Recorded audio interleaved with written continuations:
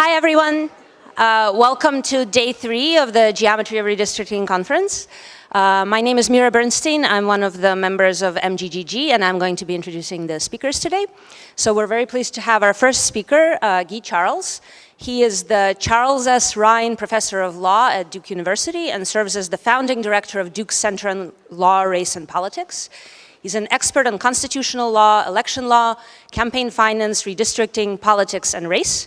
And he's going to be talking to us about a legal and conceptual primer for political gerrymandering. Thank you very much.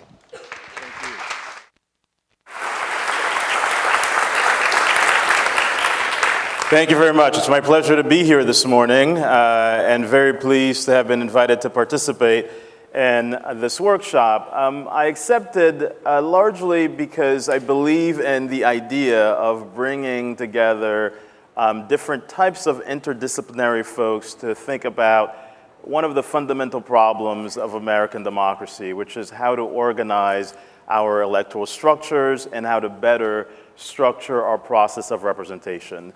And what I think I can most usefully do in the next 40 or 50 minutes or so is to provide those of you here with a basic framework of how the law operates in this context, just so that we can all establish a same foundational frame, so that way we can have a productive understanding of where our different areas of expertise could lend itself to the resolution of this problem. So part of what I will want to do is to try to operate at a level that provides the underlying structural basis for the court's legal thinking in this area. So that will be my objective for today. And what I want to do is provide, so this is the overview of what my talk will look like. So why does the court think about the problem in the way that it does? How does the court think about the problem of racial gerrymandering? What are the differences between racial and political gerrymandering? And yesterday at the similar session yesterday morning, there was a question from a member of the audience to my colleague Alan Katz at the University of Michigan Law School. What can we do? And so I want to take up that question as the last one that I address for today. And so when you see that, you will know that I will be at an end. Okay, so let's start with a question. I know for some of you that might be very important. And sitting in the back of the audience, I know what I'm competing with, so I will try to do my best to be entertaining, although if you give a law professor a stage, you don't know what you're going to get. So let's start with the question of why, right? Why does the court think about the problem in the way that it does? So one of the questions that you will see here is the question of whether political gerrymandering cases are justiciable. And I'll continue to define this concept, but essentially it means, look, do the federal courts, federal courts or the Supreme Court, but specifically the federal courts, have the power to hear these types of cases? Are these the types of cases that courts have the power to hear? Now, why is that a relevant question, you are asking yourself? And as you see the big why up there, so why is that a relevant question? Well, first of all, it's a relevant question because the Constitution does not explicitly address the problem of partisan gerrymandering. And given that the federal courts are courts of limited jurisdiction, that is, they can only hear certain types of cases, unlike courts of general jurisdiction that can hear all sorts of cases, then it raises the question as to whether these are the types of cases that courts ought to hear. Moreover, the Constitution places immense responsibility on the states, right? This is part of what's interesting in this domain, even for federal elections, that the states have a tremendous responsibility for organizing and structuring our democracy, and not just at the state level, but as I mentioned, also at the federal level. And sort of the fundamental ideal here from the court's perspective is that it has generally viewed the design, the structure, the composition of electoral structures, of representative institutions as primarily a political task, right? And not just a political task, but a task allocated and given to the states and the first instance. So when thinking about the problem of political gerrymandering, particularly when thinking about it as a judicial problem, as a litigation problem, as a problem amenable to courts, one has to overcome the impulse, and two impulses here. One is the idea that, look, the courts may feel that they're operating on defective or uncertain constitutional footing, and two, they also generally feel, and this includes the justices who believe that these are the cases that the court ought to hear. All right, so these are some of the justices who would agree with many of the folks in this room, but even they feel that, look, this is primarily a task that the states are responsible for. It's primarily a political task, and politics ought to play a certain role in this domain. Moreover, there aren't very many limits imposed on the states. Right? So if you look at the constitutional framework and you think about, well, what are the limits that the Constitution itself imposes on the states, you might start with Article 4, Section 4, otherwise known as the Guarantee Clause or the Republican clause, form of government clause. The United States shall guarantee to every state in the Union a Republican form of government. You might think, well, gee, there's a guarantee. How do we make good on that guarantee? Well, in 1849, the court said, well, these are not claims that we can do anything about. They're non-justiciable. These are not claims that are amenable to judicial resolution. Now, some of you are beginning to think, gee, it seems that the Supreme Court involves itself in every single thing, right? Sort of like someone looks at you the wrong way, and other people think, well, I can take this all the way to the Supreme Court. Why not this, which seems to be a significant and important issue, right? Courts seem to be very loath in involving themselves in what they view as disputes about political theory or political democracy. Now, there are some limitations. For example, both the state and the federal government are limited by the 14th and 15th Amendment on their ability to discriminate on the basis of race, right? 19th Amendment on the basis of sex. 26, if you're 18 years or older. And in 1962, in the beginning of the reapportionment cases, Baker versus Carr, the court derived from the 14th Amendment a principle of equipopulation, population equality, that when the states draw districts, they ought to be equal, one person, one vote. We heard a little bit about that yesterday. At the state level, the court provides, for state legislative districting, the court provides a little bit of room of deviation. But at the federal level, for congressional districting, the court requires almost absolute mathematical equality. So there are some limitations on the state with respect to state elections, but there are few. Well, what about federal elections? Right? So again, we want to think about federal and state slightly differently, but there are also some limitations with respect to the states on federal elections. The aforementioned 14th, 15th, 19th, and 26th Amendments, Baker as well, the poll tax. But interestingly, if you look at the American Constitution, all right, there's an oddity, which is that it doesn't really provide for an affirmative right to vote. It doesn't say a citizen of the United States shall have the right to vote, right? And from that deficiency, a few other things flow, which is the structure of democracy is embedded into a structural domain with the states having with power apportioned between the states and the federal government, with limitations that are imposed as negatives, right? So you can't deny the right to vote on the basis of sex, you can't deny it on the basis of race, but there's an affirmative assertion, right? So courts feel that they're operating at a constitutional deficiency. Just one more point to bring this issue home.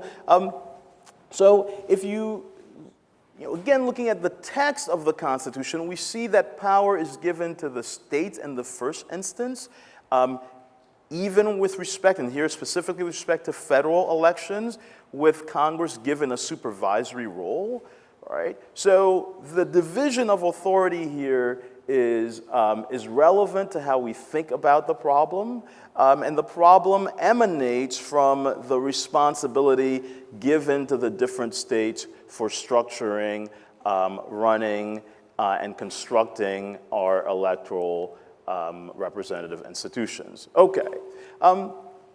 Now, I want to say a few words about some limitations imposed by federal law. So I've made the point that the Constitution provides significant authority to the states to design electoral structures and run elections, all right? And particularly, some of you might find it odd that that also includes federal elections. There are some limitations imposed by federal law in addition to the constitutional limitations. We've heard about the Voting Rights Act of 1965, and particularly its two most important provisions, Section 2 of the VRA and Section 5. Section 5, which I think you may have heard if you've been here for the last couple days, that in the Shelby County versus Holder, the Supreme Court rendered inoperable because it concluded that Section 5 contained a coverage formula in Section 4 that said, look, if you are a jurisdiction with a history of discrimination, you have to pre-clear your changes related to voting to either the Justice Department or the United States District Court for the District of Columbia. And in Shelby County versus Holder, the court said, look, the problem of racial discrimination has sufficiently waned such that we no longer need this provision because of the constitutional cost that it imposes on the states. And here the court is thinking about the equality of the states as well as the background considerations of federalism. And Section 2 of the VRA addresses mainly the problem of vote dilution, and that's nationwide coverage. So the Voting Rights Act is an important limitation, perhaps less efficient now than prior to the Shelby County case. The Congress has provided for single-member districts in congressional elections in the House. The National Voter Registration Act of 1993, the Help America Vote Act of 2002, and there are a few more that I didn't note, but there are some limitations imposed by federal law on what the states can do or requirements imposed upon the states by federal law. So those are things to be taken into account as well. But for the most part, what we see is a terrain that really is devoid of significant legal and constitutional constraint. And until 1962, when the court decided Baker versus Carr, the court had basically said that it was going to stay out of thinking about questions of electoral design. But in Baker, the court decided that it had the power to do so, and from Baker on, these questions have been recurring. What role can the court play in electoral structures and electoral systems, and thinking about the basic structure of democracy? Okay, so here are some conclusions then to set our baseline or to set our framework. The Supreme Court views redistricting as a vital state function. It views it as inherently and appropriately political. It has expressed reservations even about the legitimate exercise of federal power in this domain. It views judicial interference with state redistricting as legitimate only when authorized by the Constitution. It is worried about continual and perpetual litigation and continual and perpetual judicial supervision of democratic politics. The power of the federal courts are constrained, right? They're courts of limited jurisdiction. And they believe that in order to exercise their power correctly, they must enunciate rules that flow from the Constitution, that guide lower courts, and that guide the behavior of state legislatures, right? So those are our basic points of departure when we're thinking about the problem of political gerrymandering. Okay, now I will delve into the anatomy of a case, Davis versus Bandemer, where the court first confronted this question. All right, so I'll talk to you a little bit now about Davis. All right, so Davis is a 1986 case, a political gerrymandering claim following the 1980 apportionment, where Indiana Democrats claimed that the state legislative plan violated their constitutional rights. They received the majority of votes for both the Senate and the House, but certainly for the state House, they did not receive the majority of seats. And they filed a lawsuit claiming vote dilution. So that's the basic setup, and it's the basic setup generally and most obviously of these political gerrymandering claims, right? We didn't receive, we received the majority of votes, but received fewer seats. Okay, the plaintiffs prevailed at the lower court, but the Supreme Court reversed. And what you have is a divided court, and that's a recurring refrain in this domain. And what I will show you with the second case is the court became even more divided when it addressed the second political gerrymandering case. And we have Justice Byron White for the majority. I am not a pictures person, but since yesterday everybody had pictures, I thought that I would throw one in there. This is not perhaps such a great picture of Justice Byron White. Maybe he's not so happy with his opinion and Davis versus Bandemer. But snap this. This is the only picture that you're going to get in this presentation. But let it not be said, organizers, that I did not have pictures. Okay, back to words. Here I am. I don't do math or any of that stuff. I speak for a living. Words. Okay. So back to Davis versus Bandemer.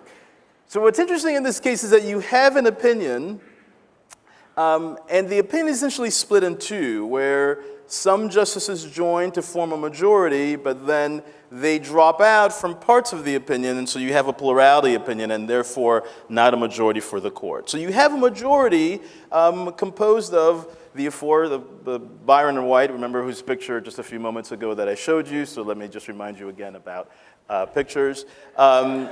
And so you have White, Brennan, Marshall, Blackmun, Powell, and Stevens, and they all agree that political gerrymandering claims are justiciable.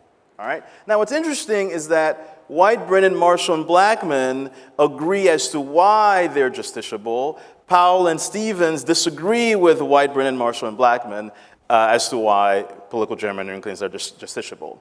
By the way, this will be another recurring theme in the Vieth case where the court split, and I will show you 4-4-1, right? And we'll ask about, well, what's the one, and how is it that you could have like 4-4-1 in a Supreme Court opinion? But that would be the interesting part, because obviously it involves Justice Kennedy, and so Justice Kennedy, half of him agrees with each of the sides, right? So you'll see that. It's a preview. There will be no pictures of Justice Kennedy, by the way. All right, so the court split. And what's interesting, though, is that even the justices who agree that these cases are justiciable can't agree as to why, right? And one of the points that I want to make this morning is that that's a fundamental problem, all right? I mean, sort of imagine if this were a medical question, right, where you go, and I don't wish this on anybody, so let's make up a hypothetical person, goes to a series of doctors, and the doctors all go, yeah, you're going to die. But we have no clue why, and by the way, we have no idea how to fix it. But we're unanimous on the fact that you're going to die. Right? So there's a point at which you might say, okay, it's interesting that we have this unanimity, and that's great, but it would be really nice to have a fundamental reason as to what the problem is, right? Even though we all agree that there's a problem. And it would really be nice if we could figure out what to do about it, right? Okay, so even on the court, the justices who agree that there's a problem, they're not sure why there's a problem, and they're not sure what to do about it. But the idea, though, is that they're saying, look, these are justiciable cases, meaning that these are the types of cases that we can take. And remember from earlier, right, we talked about the federal courts are courts of limited jurisdiction, that their power has derived from the Constitution. These are the types of cases that courts can adjudicate, right? These are not cases for political scientists. These are not cases for political theorists. These are not cases for mathematicians. These are not cases for policymakers, right? These are cases for courts. Okay.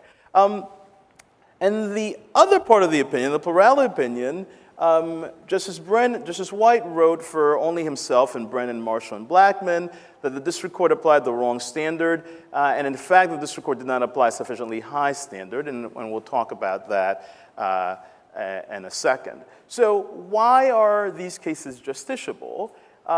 Well, the question that then you will hear about is whether they are judicially discernible and manageable standards. All right? So that's the fundamental question. All right, so let's think about what are judicially manageable standards. Well, the first thing to think about is that, look, this term judicially manageable standards is really a term of art. Right? It sounds like it isn't, but it really is because it needs to be, because you have to pay the lawyers in order to figure it out, so that's important that it's a term of art. But it doesn't necessarily, that's a joke, by the way, for the people in the back. It doesn't necessarily mean that we're looking for an empirical standard, right? So I think this is the point where we ought to get some clarity here. The question that really fundamentally is, are these the types of cases that federal courts have the competency to adjudicate? It doesn't rule out empiricism, all right, but it's not a search for empiricism.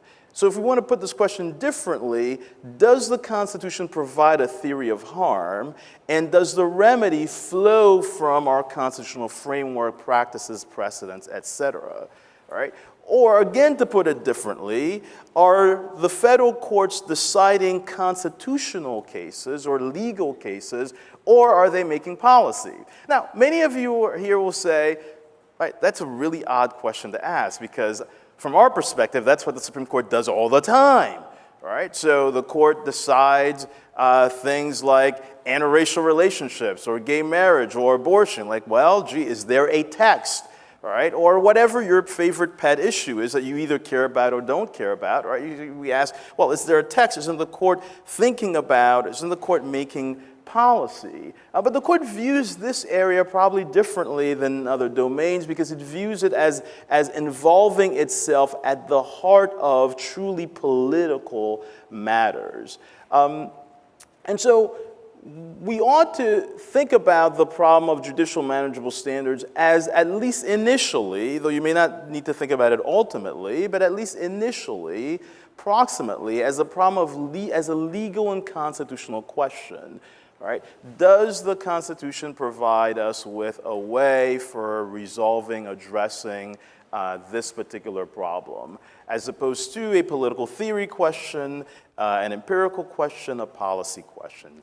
So far, that's the point from which the courts are coming when they think about this question. Okay, so how does the court decide the problem, at least the majority in Bandemer decide the question of judicially manageable standards? Well, it relies upon two sets of precedents, right, which play an important role in this domain. First, it relies upon the reapportionment cases, the malapportionment cases, and then secondly, it relies upon the racial gerrymandering precedents. And I will say a few words about both of those. There is a way in which the problem of political gerrymandering, right, the fact that one party decides that it's going to design electoral structures in a way to minimize the political power of the other party, looks very much like the malapportionment cases. The malapportionment cases in which either the states decided that, look, we like our political power, and we're not going to do anything that is going to undermine that political power. So we're not going to redistrict no matter what the fact that the population has changed, and there is significant malapportionment and disparateness between the districts, right?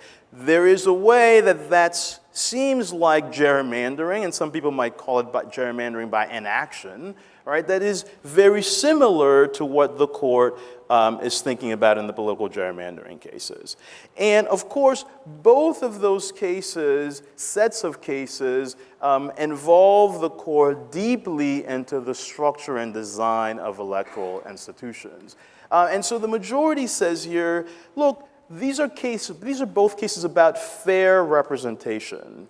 And by the way, when we decided, this is the court speaking, when we decided Baker versus Carr, we had no idea that the one person, one vote thing was coming, right? And they might even say we got lucky that it came, right? We had no idea that it was coming. We recognized a constitutional problem, and that standard emerged later on. So we can do the same thing here by recognizing, look, there's a constitutional problem with respect to fair representation, and then we will leave it to all of the smart people out in the world to help us develop a standard that seems like the one person, one vote standard, right? So the court said, look, these are, our malapportionment cases are similar to the problem of political gerrymandering, and they serve as an apt precedent. Okay.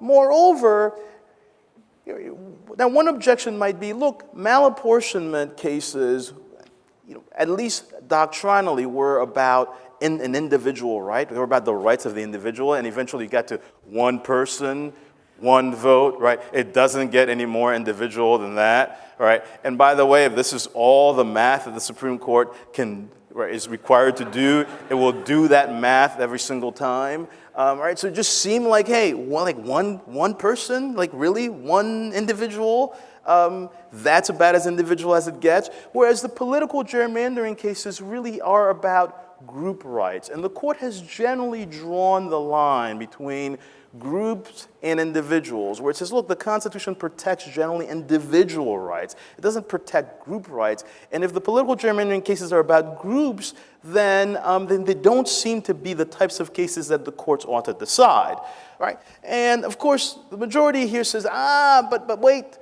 we have the racial gerrymandering cases. Right? Yes, the racial gerrymandering cases are about individuals, but they are also about groups, right? They're about, say, African Americans, right? You don't say one African American, one vote, right? That would be wrong. I did not say, is this being recorded for my Senate confirmation hearing?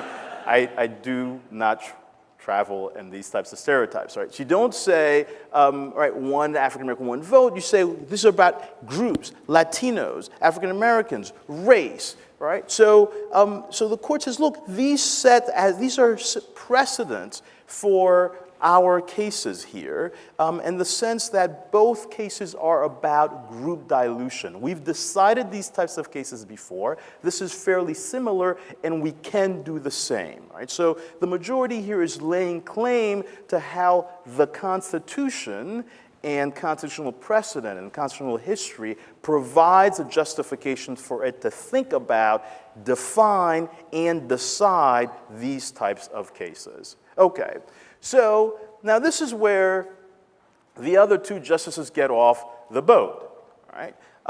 What is it that the plaintiffs have to show to prove an Equal Protection Clause violation? And when the Equal Protection Clause is where the court rests the constitutional claim.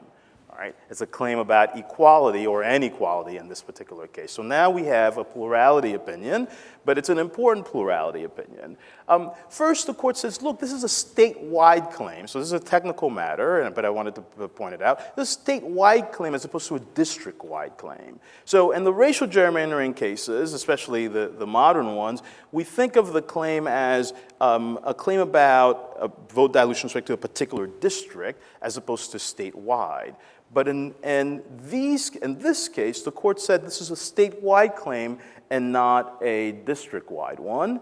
And the plaintiffs must prove both intentional discrimination as well as discriminatory effect. All right? Now, in most contexts, we would say that proving intentional discrimination is a very difficult thing to do, and often it is. But here, the court tells us proving intentional discrimination is actually not going to be that difficult, because really, the whole point of the affair is to discriminate, right, against the other side, whatever the other side is. And so here's the money quote. Indeed, quite aside from the anecdotal evidence, the shape of the House and Senate districts, and the alleged disregard for political boundaries, we think it most likely that whenever a legislature redistricts, those responsible for the legislation will know the likely political composition of the new districts and will have a prediction as to whether a particular district is a safe one for a Democratic or Republican candidate, or a competitive district that either candidate might win. So the court says, look, intent here is going to be a low bar, because for the most part, we're going to presume intent, all right? So this is one of the contexts in which it does not become difficult to prove intent, at least from the plurality's perspective, because they believe that it is part of the political process. So the real constraint is not intent, but the real constraint, the real hurdle, the real bar is discriminatory effect. And the court begins with the proposition that mere discriminatory effect is not sufficient to support a constitutional violation, right? And that that idea is generally one that Justice Kennedy, who's the one that everybody is praying to in the political gerrymandering cases, that he accepts, which is that, look, simply a disparate effect is not going to be sufficient. The question is, well, what is the type of an effect that raises a constitutional problem? And here the plurality tells us that what we're looking for is a reapportionment scheme that consistently degrades a voter's or a group of voters' influence on the political process as a whole. In other words, it substantially disadvantages the plaintiffs of the opportunity to influence the political process effectively, continued frustration of the will of the majority, effective denial to a minority, and you can't rely on a single election, right? This might otherwise be known as losing by winning. Yes, the court says that political gerrymandering claims are justiciable, but the plurality here imposes such a high bar that it will become, and is intentionally so, become very difficult to prove, right? Because you must show consistent degradation of a voter or a group of voters' political process rights, meaning that you have a substantial disadvantage, or if we're dealing with majorities, the will of the majority has been frustrated for a significant period of time, or that the minority is locked out of the political process, all right? And you have to show this over time, right? So it has to be a recurring pattern, right? So that's the standard and Bandemer. I want to spend a few seconds on Justice O'Connor's opinion because I think she begins to lay out what the argument on the other side is going to look like and what one is going to have to take issue with on the court when the court addresses these types of cases. So we have Justice O'Connor joined by Berger, who was then the Chief Justice, and Rehnquist.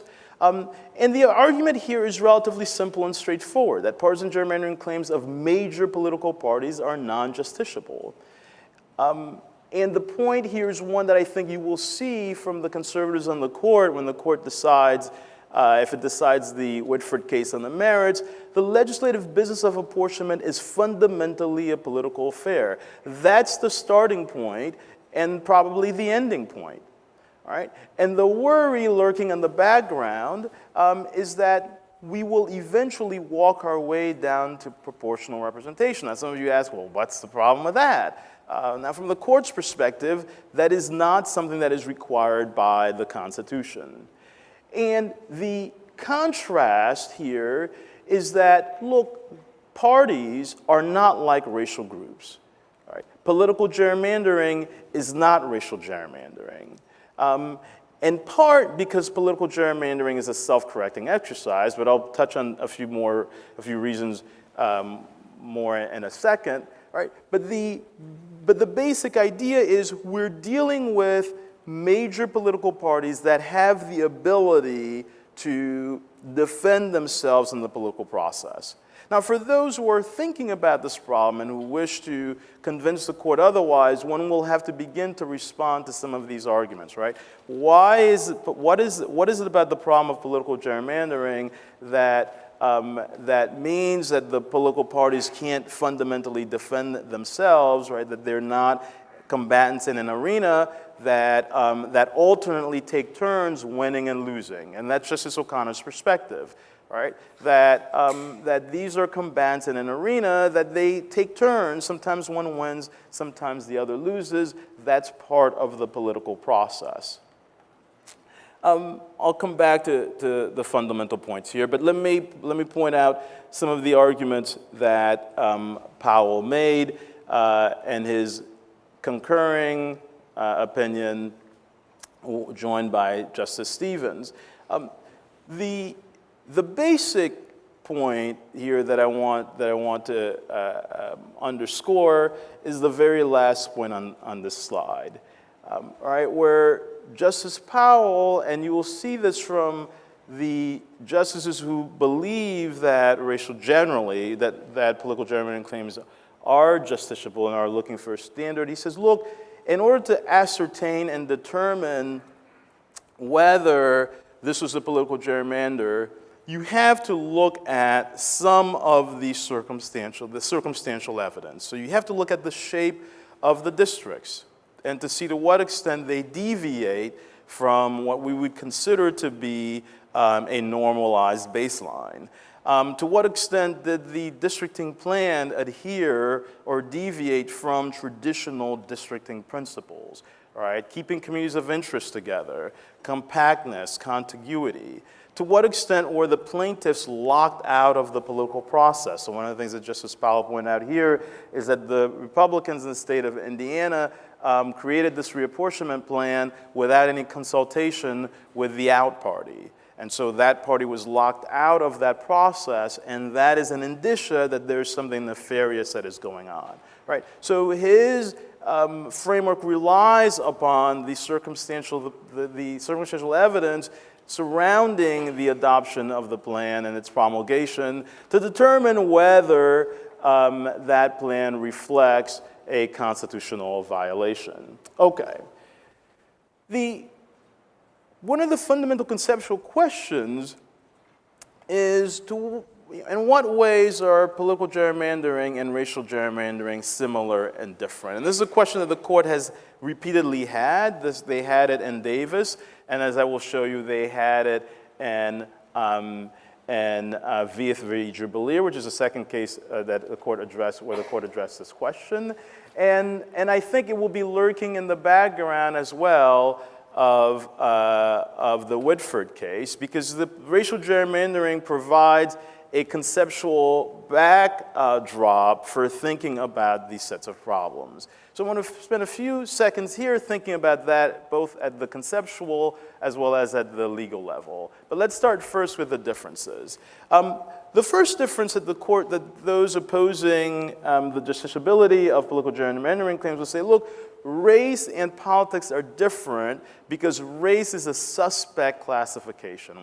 This is a classification or a way of legislating that is forbidden to the government, right? Or that where the government does it, we say, whoa, something is going on here. You need to have a really good reason for doing so, right? That's sort of like legalese acting for suspect classification, strict scrutiny analysis. Whoa, something is happening here. All right, so that's the court's perspective, and that's true whether it's a racial classification for good purposes or bad purposes, right? It's inherently suspect, and so the government has to justify why it is using race and making its decision-making, right? Of course, by contrast, political and partisan classifications are not inherently suspect. That the government favors and rewards partisans all of the time, and that is not an inherently suspect classification. So as a point of departure, the Constitution treats these two things very differently. So we have a reason to police the racial boundaries as a point of departure, but we don't have a reason to police the political boundaries as a point of departure. Okay. Next, the court will say, look, racial minorities are, they're discrete and insular. These are your prototypical minorities in the American concept, and we worry about them, and we worry about the role that majoritarian legislation will have on these minorities. By contrast, we're talking about major political parties who are often the beneficiaries of the state's largesse. And to the extent that we're worried about minority rights, right, in a majoritarian system, that's very different from thinking about the majoritarian problem, which is generally, do we have a system that consistently frustrates the will of the majority, right? And the court there is generally skeptical that is the case. Two other points that are worth noting. One is that racial gerrymandering is constrained by Congress, and particularly by the Voting Rights Act. And in Whitford versus Judicially, the court will say, Justice Scalia will say, look, if Congress really cares about this, they'll do something about it. Right? So here we have a federal constitutional law that applies. And then, of course, there is the history of racial discrimination, and I don't think, at least in this context, that I need to say more about the long history of racial discrimination and how it is the case that resulted in the Voting Rights Act, the Civil Rights Movement, and our worries about the way that the states behave when they're engaging people of color. Okay. Well, what about some similarities, right? We could think about, well, what has changed, or in what ways are they similar? Well, some people might say, some political scientists have concluded that, look, party identification is basically transmitted at birth. I mean, for the most part, you know, you're the party of what your parents were and what your kids would be, and look, that's just, you know, so that is as almost fixed characteristic as perhaps race is. We have increased polarization and partisanship, right, such that we have divided ourselves into relatively fixed camps that are, for all intents and purposes, tribal. The one assumption could be that political discrimination may begin to rival racial discrimination. Some of you have seen, I think this came out a year or so ago, surveys of partisans saying, look, they would prefer, they have no problems, or prefer that their child marry someone of another race and marry someone of a different party than themselves, right? Sort of like, look, you know, I don't care who you are, what you do, just don't marry somebody of the other party, right? Sort of like, commit a crime if you have to, but just don't do that. All right, and I will bet you that if I were to take an honest survey or to read a few minds, there are a whole bunch of people in this room who feel that way. All right. I won't say anything else. Okay, so we can think about the relationship between ideological sorting and geographical sorting, right? People of like minds, like ideologies, want to live or have similar set of preferences in terms of where they live and where they congregate, all right? Which again might mirror, someone might argue, might mirror the way that race might have played itself out, right? Those are question marks. I'm not making assumptions or assertions here. There is clearly an increased relationship between racial and partisan identity, and so you see this especially in the racial gerrymandering cases. Alan Katz talked about this a little bit yesterday. So part of the way that these cases have played out is when the states get sued for partisan gerrymandering, it says, no, we didn't do partisan gerrymandering. You think that's a problem? No, we did. We're trying to help the African-American community or the Latino community, et cetera. We did it. We're engaged in the Voting Rights Act stuff, right? Then they get sued for racial gerrymandering. They say, no, we're not, you know, that we would never do that. That is not us. We don't, you know, we the South have never engaged in racial discrimination. What are you talking about? All we're trying to do is screw the other party, and we will say that loud and proud, all right? We're trying to screw the other party. So they play, because of the relationship between racial and partisan identity, they could play that game. And the question is, look, to what extent are these things a lot more similar than different, especially given the increased polarization and sorting, right? So those are some of the questions that the court is going to have to face when it thinks about these sets of problems. All right, how am I doing on time? Okay, so let's go to speed cycle. Veith. Fairly quickly, so this is the plaintiff's challenge, the Republican gerrymander in the Pennsylvania the House districts. As I mentioned earlier, the court was split 4-4-1, right, with 4 justices saying these cases are non-justiciable, 4 saying that they are, although they couldn't agree as to why, and then of course we have Justice Kennedy. And what's interesting about Veith is that both sides claim Justice Kennedy. All right, and by the way, Justice Kennedy, as some of you may know, wrote his own concurring opinion, and you think it would have been nice to have said, I join Scalia, right? Or no, I agree with Souter, right? I kind of said, well, you know, I refuse to really disagree or agree, or I agree with both and I disagree with both. Right, saying like, look, these cases, I don't want to foreclose the possibility later on down the road that we might see a political gerrymandering claim that we can adjudge. So I'll say a few words about that. All right, so Scalia begins basically from the premises that we've already talked about, right? The Constitution allocates the power to address the problem of political gerrymandering first to the states. Congress has supervisory authority. It can act if it needs to do so. And by the way, Scalia says, look, we've had Davis versus Bandemer for over 18 years, and we haven't had a single case adjudged under the plurality standard, right? And we haven't found a political gerrymander. And the conclusion is inevitable, that there just aren't any judicially manageable standards. And race is not a good paradigm to follow, because the plaintiffs in the Vieth said, hey, we can borrow the framework that the court has used in the racial gerrymandering context to address the problem of political gerrymandering. And Scalia says, look, race is different. The Constitution contemplates districting by political entities. It is easier for courts to determine things that are unlawful in the case of race than to try to figure out degrees of lawfulness in the case of politics. Recognition of partisan motive will lead to floods of litigation, and that's something to think about when developing a standard, right? We don't want a standard where the court is where there's going to be continual litigation over every single district, because every single district is infected by partisanship. Political affiliation is mutable and can shift. Political identity is not easily discernible, and the partisan injury is really based upon notions of proportionality, whereas the racial injury is based upon discrimination. Justice Kennedy, and let me pause here, I'll take my 2 minutes on Justice Kennedy. Justice Kennedy says, look, the courts, both federal and state, shouldn't intrude on the nation's political life by regulating lines drawn for partisan reasons. So he is very concerned about the floodgates problem. Moreover, he's also very concerned, let me stress this here, that the court should not adopt a rule that's going to favor one party over the other.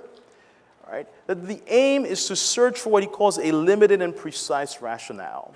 He also agrees that race is not a proper guide to understanding the constitutional problem or the remedy.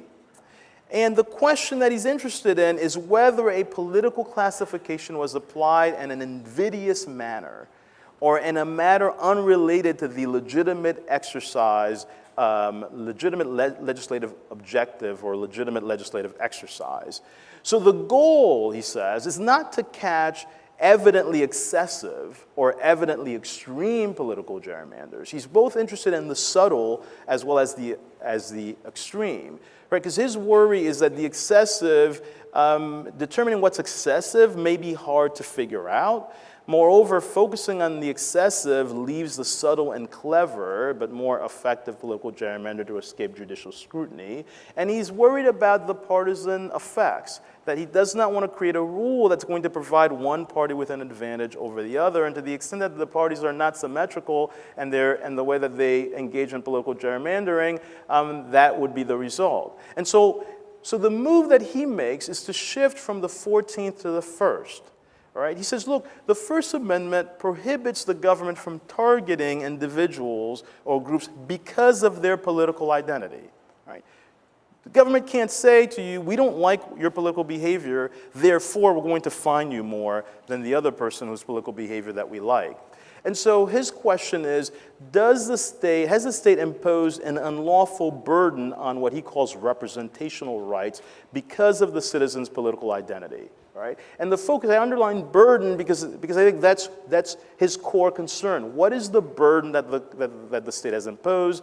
How can we figure out what that burden is? And he concludes that judicial intervention is improper until a standard emerges. Okay, now I'm at the home stretch.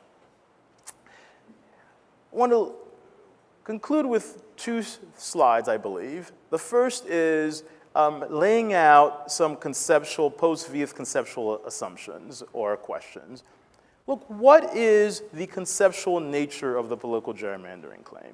Right? We are still struggling with that, and that's worth thinking through and working out. Is it a vote dilution problem? Is it an unfair representation problem? Is it the frustration of majority will? Is it something like a representational rights that Kennedy says, but we're not exactly sure what representational rights are? What is a useful precedential guide?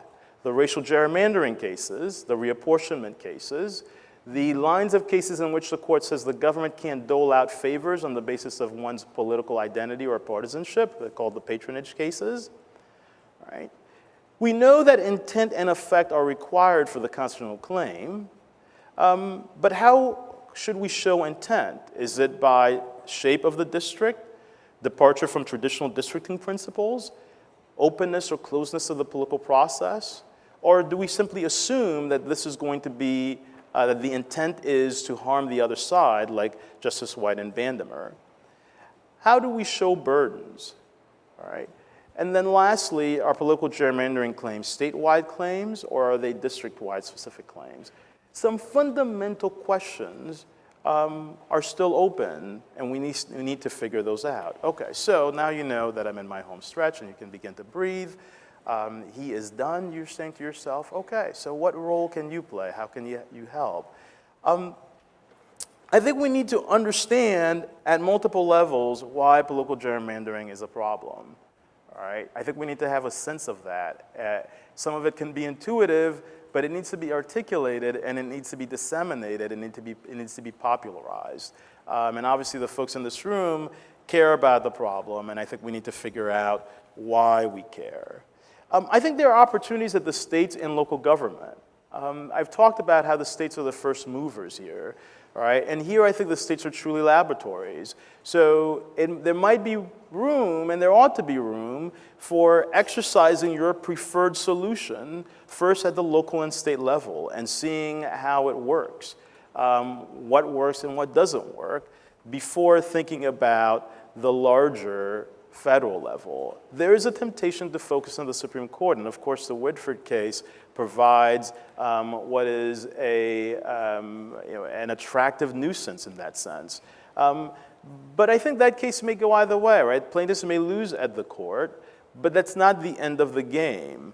The action could be in the states and the state legislatures to set the framework, to get people used to a certain way of thinking, to test out different theories, to test out different methodologies, and then once they've fully been tested, to take them back up to the Supreme Court, all right? In large part because I think the states are fertile ground, and you could find some friendly arenas to work these issues out.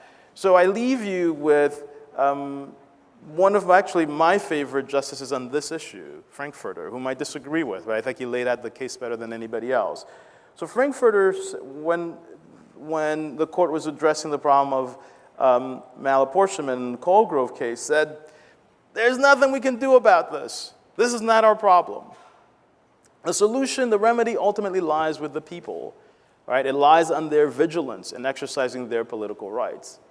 And here I say, you are the people. Thank you.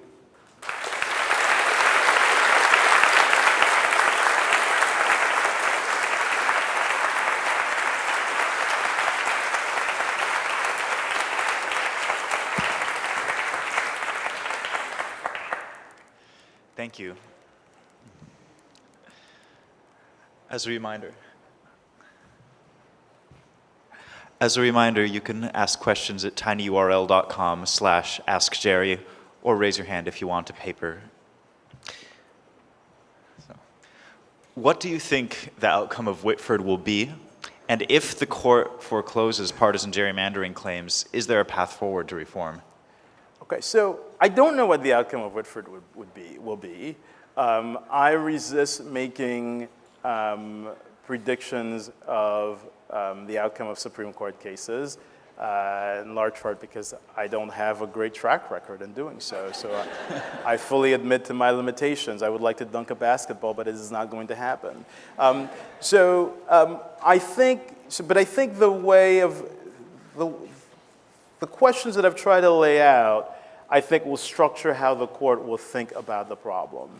All right? And it will begin with identifying at the conceptual and constitutional level, what is the harm? All right?